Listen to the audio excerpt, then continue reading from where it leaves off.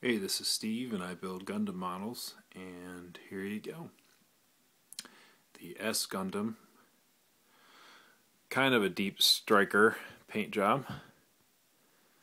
It took me a little while to build this guy. I don't work on my models every day, so I gotta make do when I have time. But every piece, this is the first Master Grade that I've done that is painted. Every piece is painted.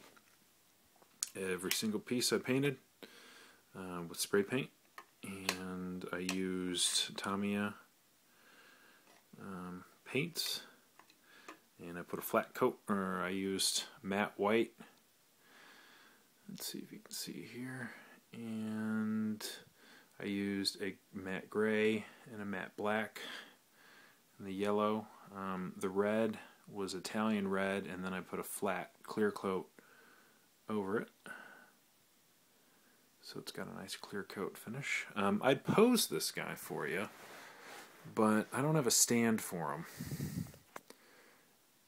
If you know what stand is good, let me know, please, because he's hard to pose, and I don't know what stand will work, but I definitely want to display this guy.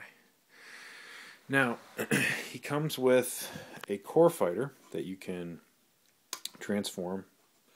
Put that in, and then flip that around.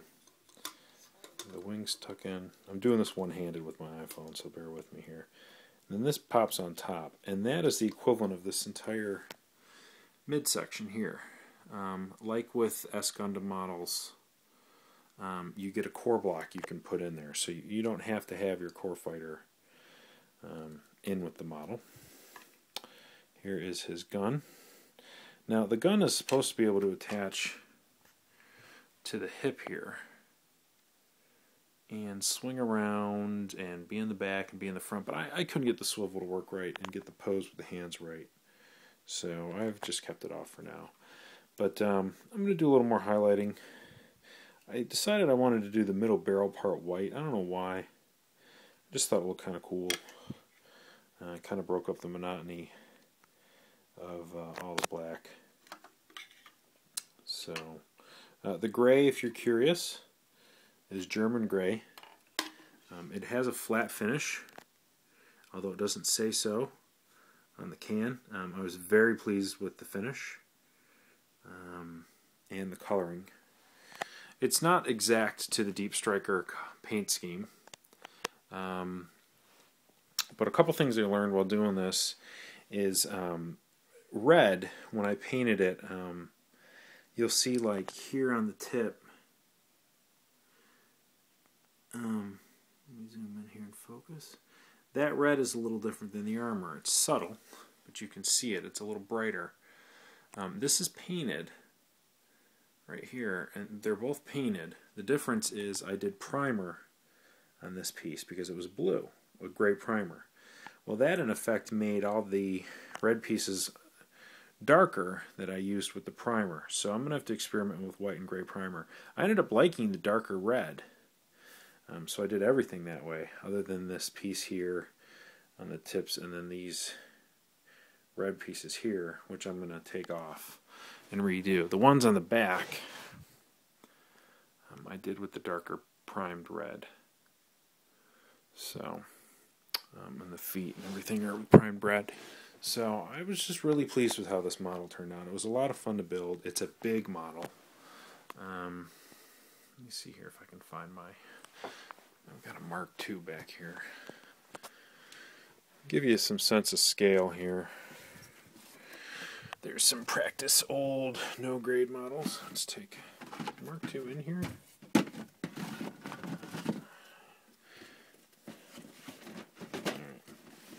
Bear with me here, because I've been consolidating boxes so I can throw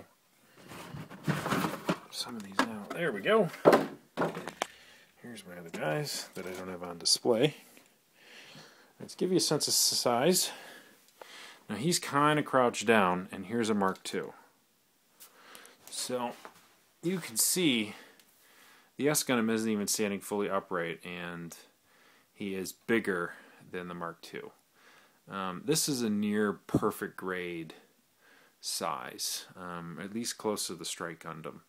I'd bring the Strike Gundam in, but it's in a separate room and I don't feel like running downstairs. So that'll give you a good idea of the size difference between the two. I found this model challenging to put together. It's by far the most challenging model I've done. I'd say even more difficult than the perfect grade Strike that I have. Put this guy back here. And I don't know why, but there was just a lot of... It was tough. Some of the pieces were very tight. A couple cool things here to note. I'm not going to go in posability because I don't want them to fall over. Those are the beam saber handles. They tuck into the back of the legs. They come out very easily. This holster here connects to the gun, so you can kind of hold it across his body. It transforms into a jet. As you can see, I haven't put any decals on it yet.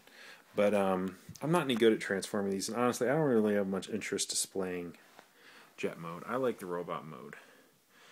But yeah, if anybody knows of a good stand, please let me know. I tried using the stand that... The next Gundam on my list is my EXS, so basically I get to build this guy twice. I was hoping the stand for the EXS would fit. But it doesn't.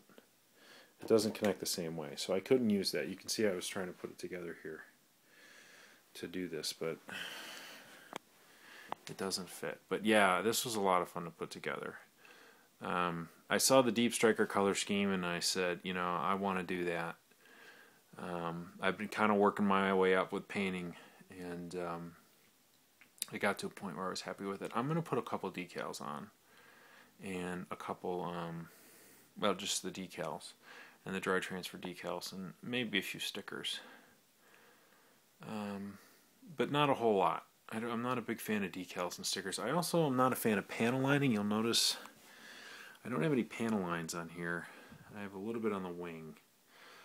I don't like them.